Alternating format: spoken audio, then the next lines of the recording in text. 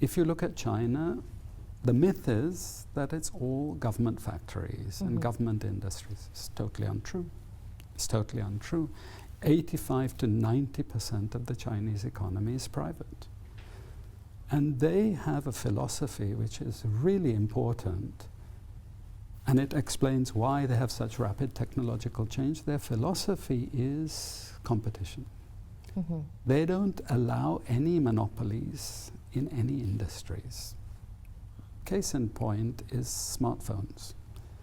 We hear of Huawei, and everyone talks about Huawei now because of the embargo by the United States. But if you look at the smartphone industry in China, Huawei is just one player. True, it's a very big player, but there are at least 5 or 6 other very, very big players, and they fight tooth and nail to secure their share of the market. In fact, they're driving each other out of the Chinese market into the global market.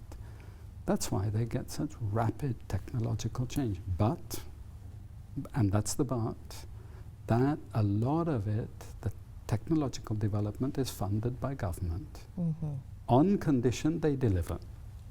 You know, you can't just take the money and not deliver, because then they cut you off. Right. But it's this combination. They strategize, they provide the financing, but that's only the tip of the iceberg, the financing. It's an entire structure. For example, they make the linkages between the industry and the universities. It's very important. They provide the whole tax structure.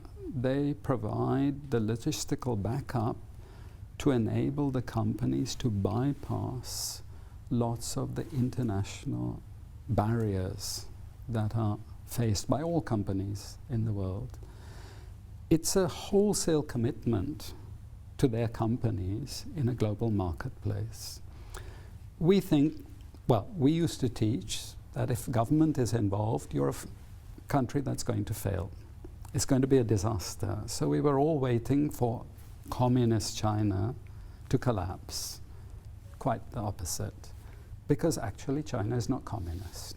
You know, it's an aggressive capitalist country that does not allow political changes, you know, from one regime to another. It has political changes, but it's not one party to another.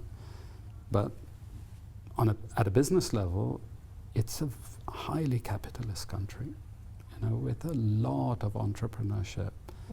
But support, a lot of support from the state.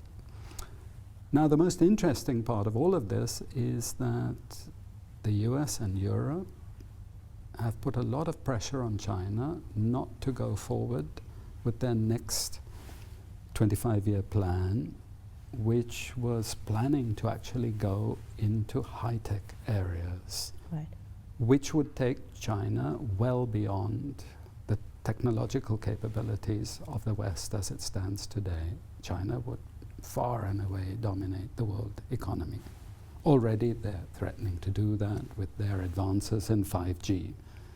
But they would go so much further in so many other areas. This is again the mix of state and capitalism, you know, aggressive competitive capitalism.